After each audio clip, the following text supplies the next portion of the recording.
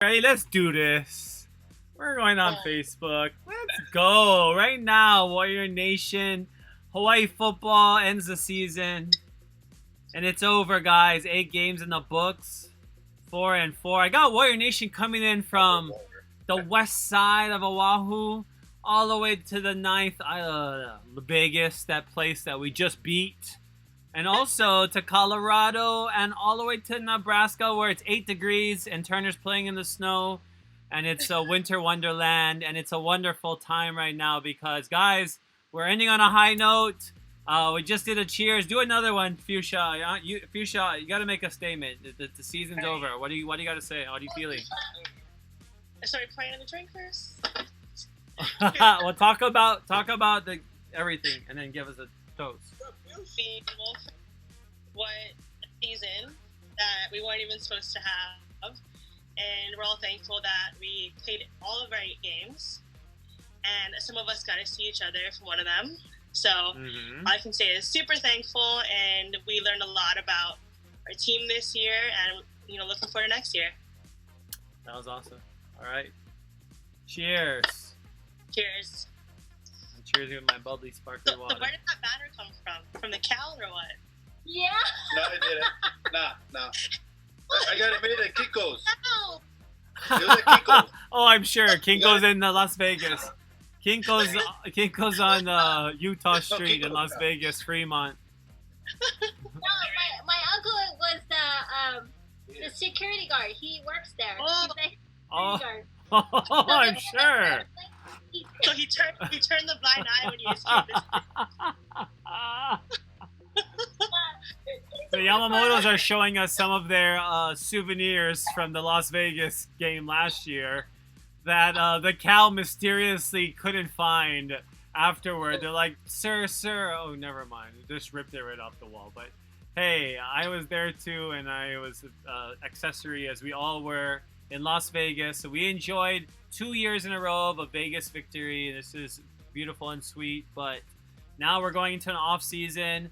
I want to bring in some of our friends in Nebraska, Turner and Jimmy. You guys were a part of well, Jimmy, we got to see in Wyoming, and Turner, you got to join us on this post games. What's going on? What are you guys going? I'm gonna let you guys talk because you're probably gonna pass out and fall asleep. It's what 1:40, almost 2 a.m. over there. Almost 2 a.m. here.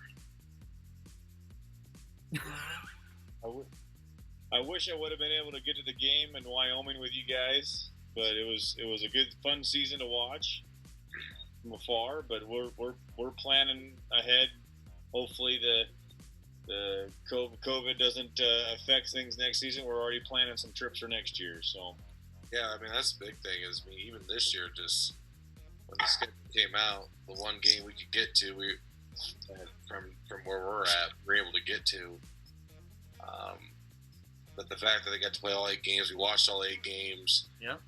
Much different than what we're accustomed to from watching in previous years. But I think the fact they just got to play football this year, and we get to stay up late and watch them, and we'll see what happens down the road in 2021. But I'm with Turner. I mean, we're starting to look at, can we get to the Rose Bowl August 20 to watch them play and see you guys, and or for that matter, sometime in September, October of this coming year, next year. So there's nothing like it. You get but, to meet all of us. We stayed up. We're diehards, and here we are. It's 20 till 2. Well, we just wanted to thank you for just your devotion. I mean, it's late at night, but like Turner was saying, or Jimmy, you had to coach your team, so it was perfect timing when the day was over. I got home tonight about 9. In fact, I called Turner on my way home and said, we got 1 hour till kickoff. Made it home and got to watch the game here. So, I mean, it's been a long day, but, obviously with being the last game, and, here we are, finish on a positive, and I think like we were talking even before we went on here, is what's the offseason going to look like, moving forward? Yeah, and that's going to be huge because, we never know with the fact that players are going to have a blanket waiver to be able to come back next year. Not every player is going to be invited back, and that's just the hard truth. and some players are going to have their scholarships probably taken away because they have to make room for a new class, and coach is going to have his first full recruiting class, and I don't know how many people he's going to want to keep, so it's going to be hard, but it's nice to see guys like Calvin Turner, new faces, and you know, see some contributions from guys like Koali Nishigaya and getting a touchdown today. So this is a team that's balanced. It's a team that represents Hawaii, and we got local boys. We got a good mix. We got the Colorado crew in the house as well. So I gotta bring in the Tanakas if they're still around. We need them to get. Did they hang up already? Okay. Well, we need Lance. We need the Lance report. Go ahead, Lance. Sean. All right. So the Lance report is this. You know, I think defensively, we have come back to the old Hawaii defense, where they bring the hand.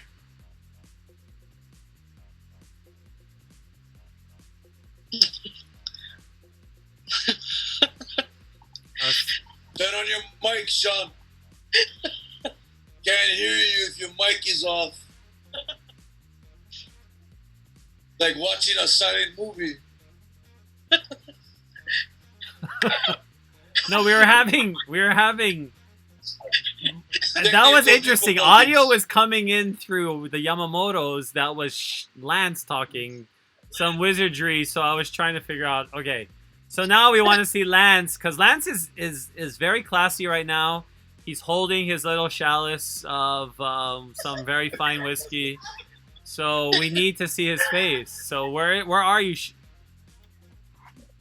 For some reason, Fuchsia's on now. Fuchsia is okay. And now that we love to see Fuchsia as well, but I don't know how to solve this problem. I don't know why we can't see you. Okay, how about that? Is that better? Sure. Better? Okay, Lance. Keep going, Lance. You got the Lance report. Talk All about the right. defense. So defense was awesome. Offense, we're almost there. We're about 50%. I'm looking forward to next year, though. Looking forward to next year. What about next year specifically? I think offensively, if we can get the offensive line play to the stunts and the twists, we can pick up those a little better. We're going to be rocking next year. Yeah, I think we'll be rocking. I think like a lot of you are, Turner and Jimmy had alluded to the offense and its evolution and how even from the beginning of the season we looked kind of different this year. I mean, this from the Fresno game to this game, it's been like several iterations of a offense that has come some kind of run and shooty and sometimes like RPO-y and play action. So it'll be interesting next year. I think today we saw some routes like the Calvin route where he ran that long route after he ran the touchdown. For the touchdown, got called back. That was a really cool, run and shooty-ish route, and the kind of Chevin's in Chevin's wheelhouse in terms of what it plays his strength. So hopefully we see more of that as well. Who else didn't we? Oh, we didn't see Michael. We got to get Michael Hanakahi back on here because he was with his antlers. With his antlers. Now, see, everybody's getting dressed up. See. Somebody, you got to add some flair if you have any. If you have your, I feel like everybody still has beads from like New Orleans still from 2007. Of course. I don't know where everybody is. Well, Moku is there. Moku, are you there? Oh, what's up? Moku, you're in the complete utter darkness of Wai'anae right now, like Ikea Po. Very full right now. Oh, there you are. Are we live? Are we live? Yes, we're live right now. Okay. To the world. I'll tell you what I'm doing later. Okay, Moku, give us your assessment of the game, Moku, because we know you meticulously watch every minute of the game, and you're gonna watch it again tonight, and then probably again tomorrow. So, give us your impressions before you drop the phone or something into the Moku Coast.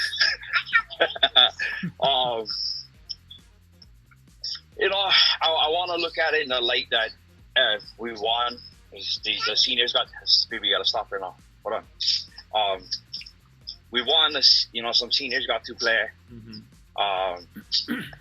It's we make mistakes that just shouldn't be happening already. Yep. It was an ugly win, in my opinion.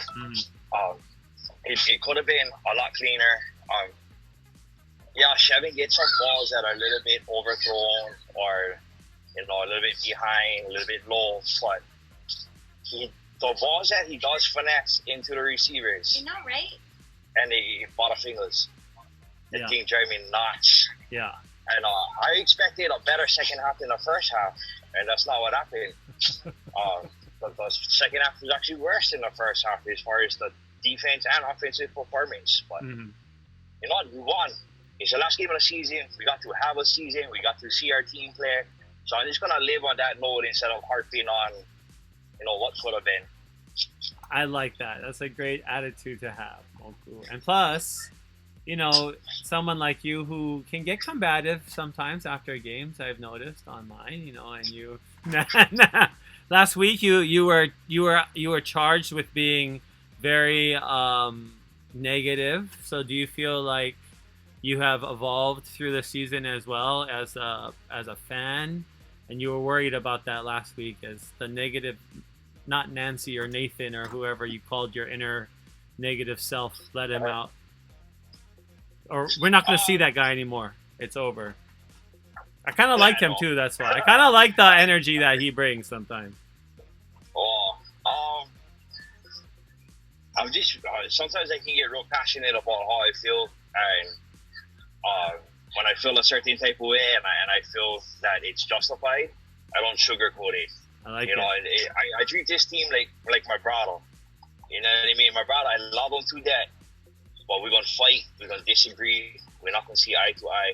And that's kind of how I am with UH football, you know what I mean? I'm not never going to stop supporting, I'm not never going to stop, being myself as far as, my love and my passion for the team. But we're not always going to be eye to eye. I'm not going to always see how they mean one positive light. I'm going to call it out when I don't agree with what's going on. That's just how I am. Well, we want you to be like that. I don't want to put you on the spot because we like Brother Moku being at his peak. Just whatever. Let that fan come out after the game. And I think this year we've had to go on a bit of a roller coaster ride. Everybody's had to adjust to, the new schemes and stuff that we are not used to seeing as fans. But I'm gonna go through some of the comments. We got some guys joining us. Not the prettiest win, Robert says. Birthday win, good job, Brad. Yeah, his birthday is tomorrow, actually. Happy birthday, Brad. Timmy. Happy birthday. Yeah. Timmy, calm down to next season starts now. That's right. Joaquin, he has a very... Let's see what Joaquin... He says, horrible play call. This is all in caps. Horrible play calling when Chevin got hurt. Should have threw instead of just wildcat runs. Plus, the backup should always be ready. They weren't, and I agree with that. Yeah, Wayne's is quiet. Because coach puts all his trust in Chev, no problem with that. But when he gets hurt, the backup didn't know what to do. Yeah, kind of. Defense showed up. Muasau is a beast. Yeah, they look good. The punt returner needs to be more disciplined. Fumbled a few games on punt and did it again tonight. Should have played all the seniors last quarter, just my opinion. But way to end the season with a win. Ours is still soft though. Robert couldn't hear the whole time. Yeah. So everything that you guys are saying is going. I can hear you guys too. So if you can't hear me, let me know. But I want to do. What do you guys? The Yamamotos were hooting and hollering all game. So we got to watch it together on Zoom. So I know they have something to say. So. We're making big noise, the Yamamotos. No, I like it. You were going crazy during that game. I I just talk shit. Oh, now I gotta go and edit the podcast. No, I'm kidding. That's gonna stay. Okay, okay. Oh yeah. PG. Hey, what's up? I bring my proper voice then. Hey, Uncle, gotta watch your language around the keys. In LA. He's in LA. All right, so what's the report then? You guys, what you were saying about the offense, Yamamoto's? I heard you guys talking to you. Mike and Mike is Nanakuli. My fault. I never hear what you said. I'm The saying question? you gotta. You're making comments about the offense, about next year and what you expect next year. For the offense. Yeah. You know, I was so happy to see Boone inside there. But only for one play, but shit. Oh, podcast. Shoots. Just keep going. Continue. Continue. Here. But you know, I don't know, man. I get mixed feelings. Mike, why are you laughing? Are you optimistic? Or are you not optimistic about this next season? No, I think I'm a drunk. Well, we know that, but we also want to know. We want to know what you think of next, because right now, Coach Graham just finished 4-4, right? So, what do you guys say? Who is vouching that this is what we expected, or what we, how do you guys feel about that? I'll ask that as a question. This is to anyone, because I'm hearing all kinds of voices anyway. So, just someone just talk. Before we have side conversation. Jimmy. What I learned about the second half of this game is that we have no confidence in our offense to go on in 4th and 1, even when we have a lead. And we have no confidence in a backup quarterback. We rather run wildcat and keep running it up the guns, or handing it off, versus letting our backup get any kind of real game time. And he had the perfect opportunity to do it.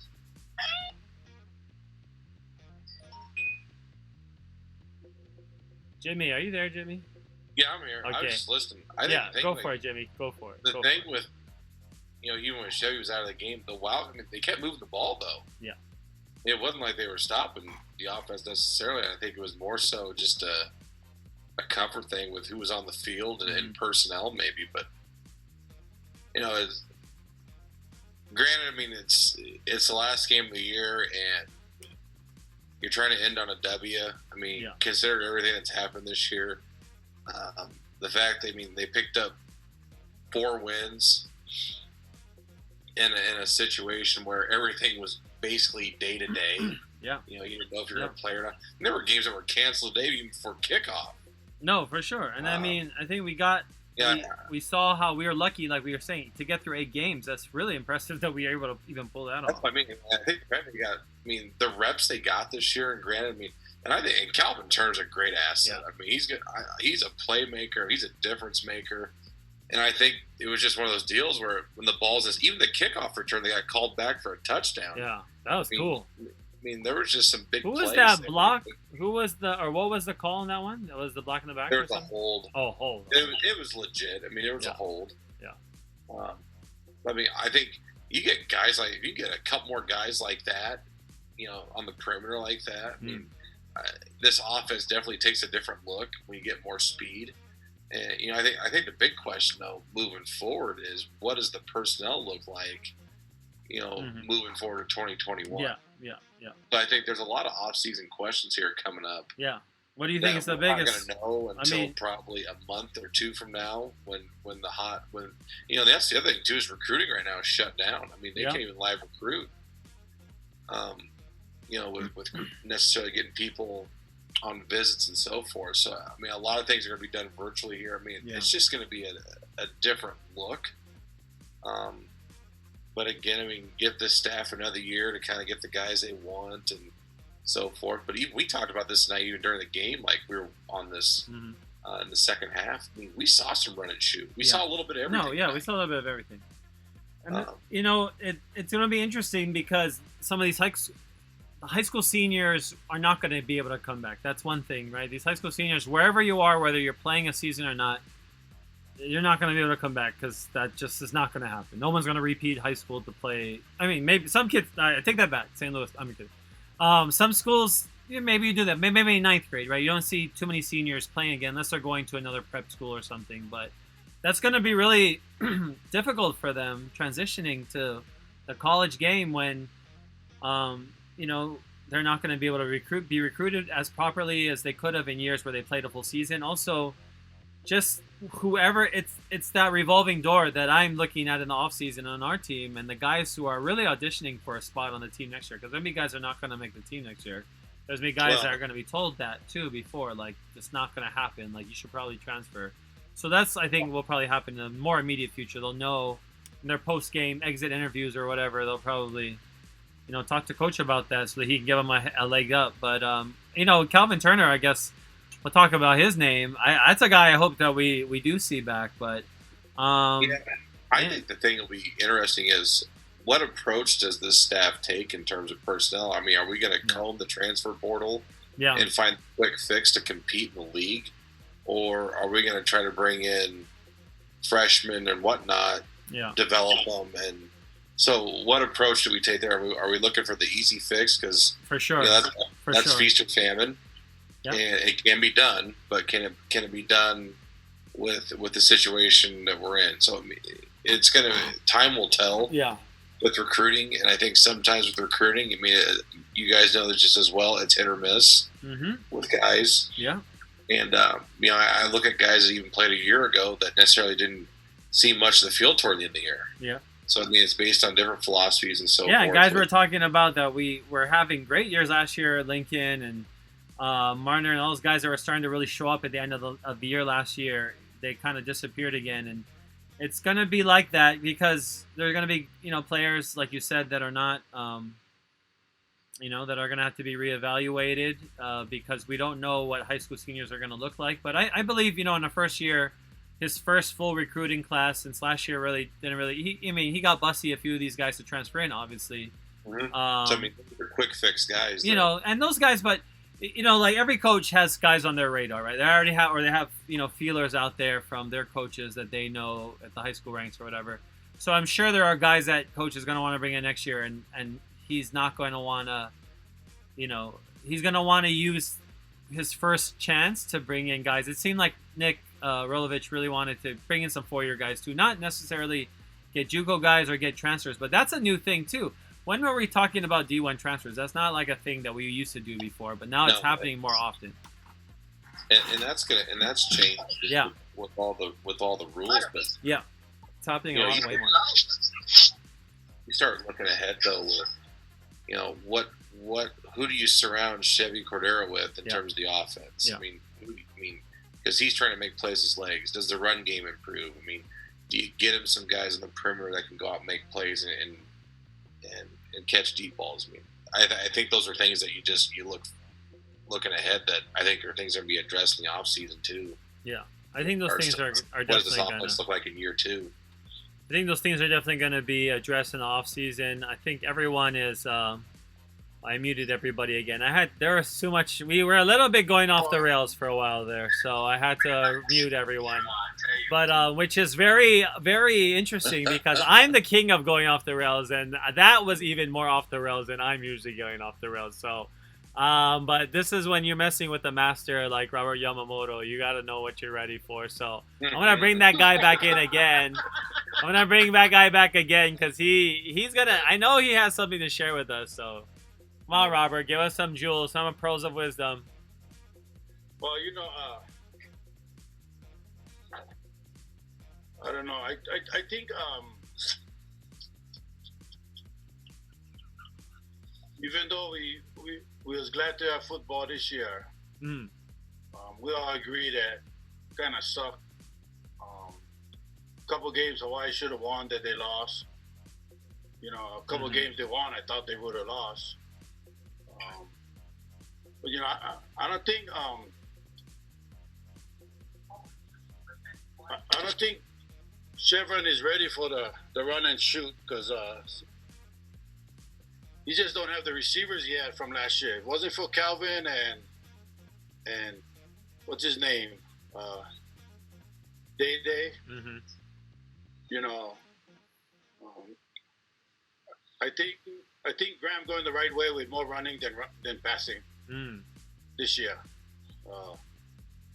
Calvin was a big plus. I think some other games, Chevron, he just slinging the ball, man, hoping somebody catch it. Yeah. With the receivers that went last year gone, he can't do that, man. He can't do that this past year. So hopefully next year,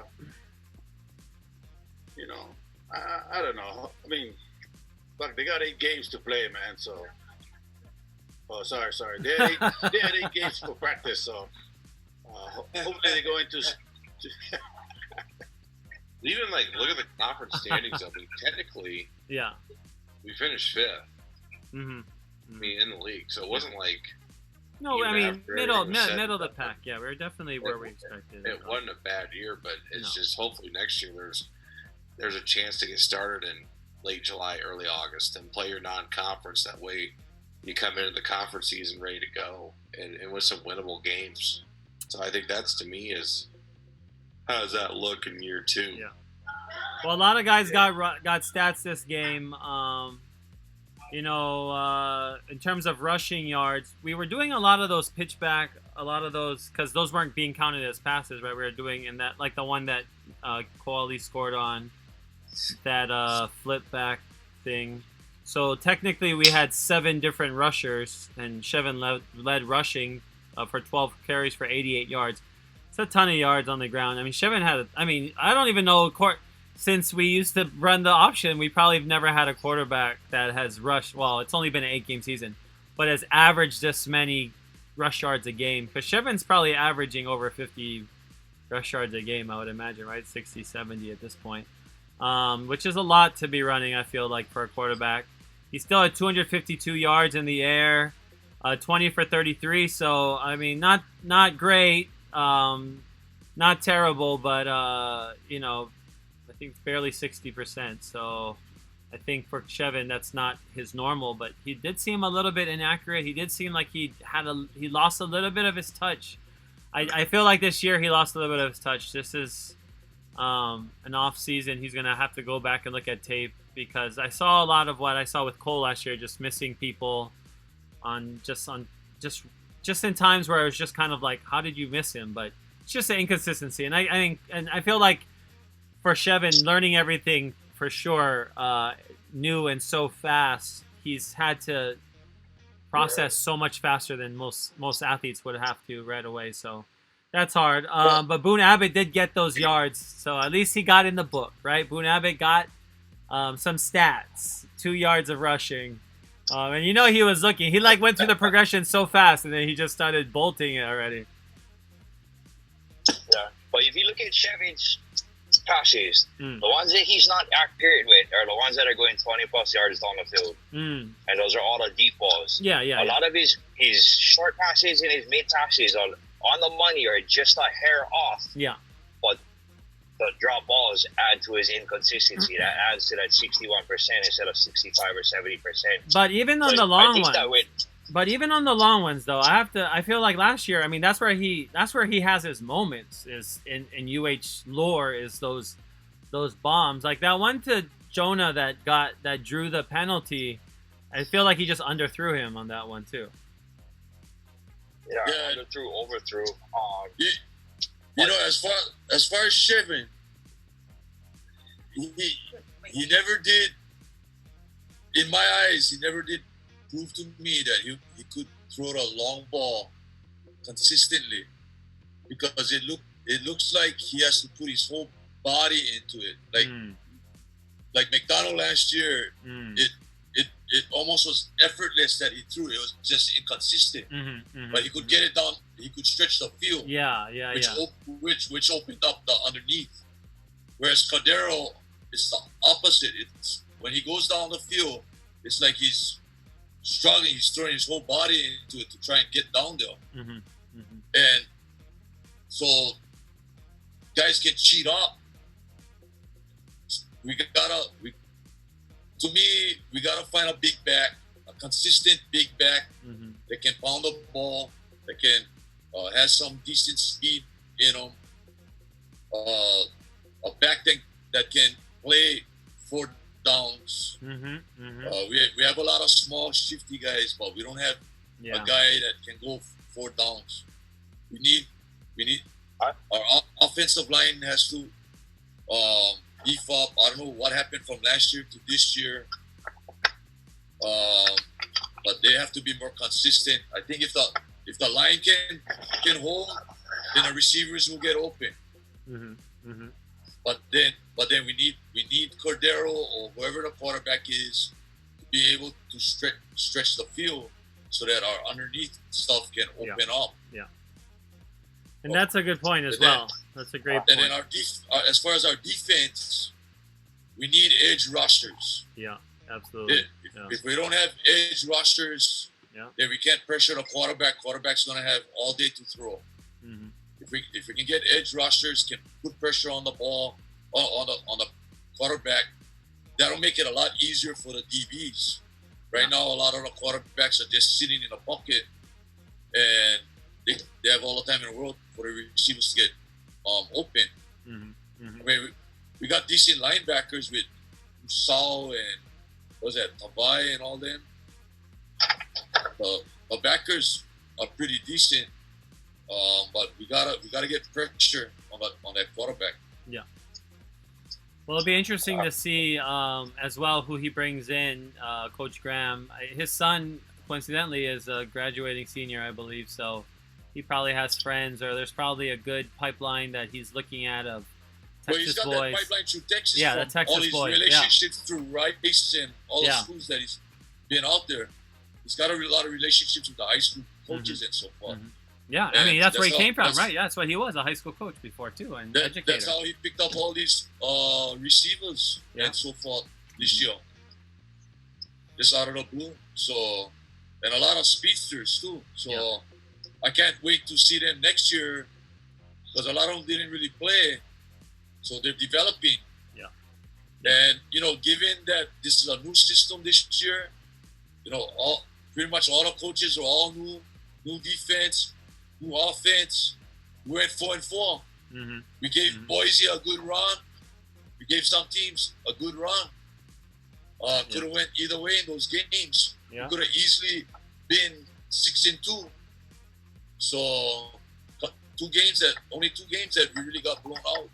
Yeah, I mean, you're right. There are a few games. 6-2 was very possible. And having games like that Nevada game, those wins that we had to, underdog victories.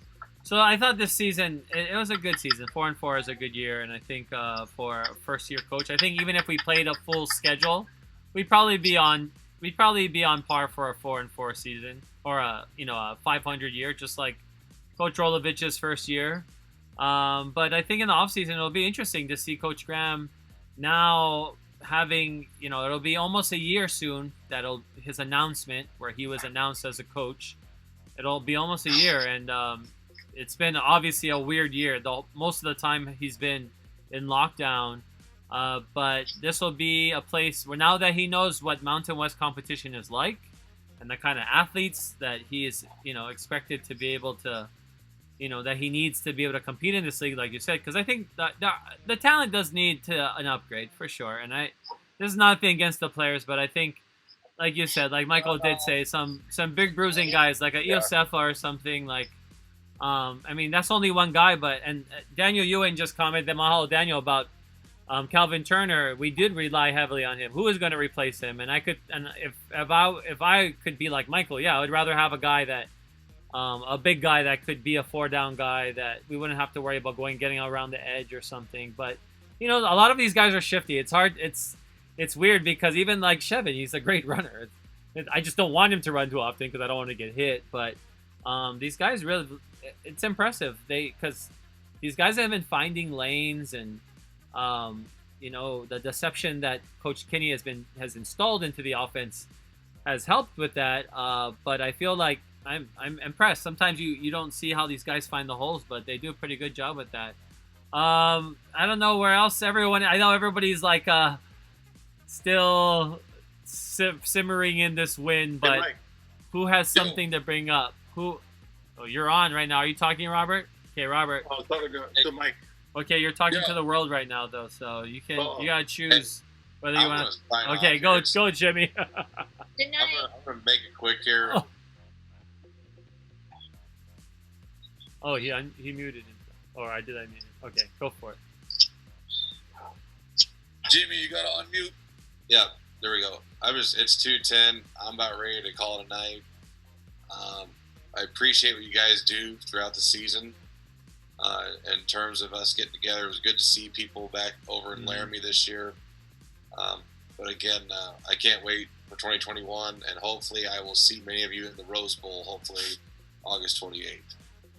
That's right. Well, mahalo, Jimmy. Thanks for joining us. Mahalo. Thanks, guys. Aloha. Have a good night. Be safe, Alright. hotel. So Jimmy, yeah, he was there with us in Laramie. We saw him in New Mexico. He drove from Nebraska with Turner. They're two giants, like 6'8", 6'9" guys just that played basketball for Creighton. So they're happy that Creighton won. They beat they beat Nebraska. I almost said Kentucky. That would have been huge, I guess, if they beat Kentucky. But, you know, this is the kind of ohana that we've built with guys like Robert in Colorado. And so Robert's the man. You got to go and see him. And you'll see him on the road, I'm sure, in UCLA next year. If you do go to the Rose Bowl, you'll see the Tanakas.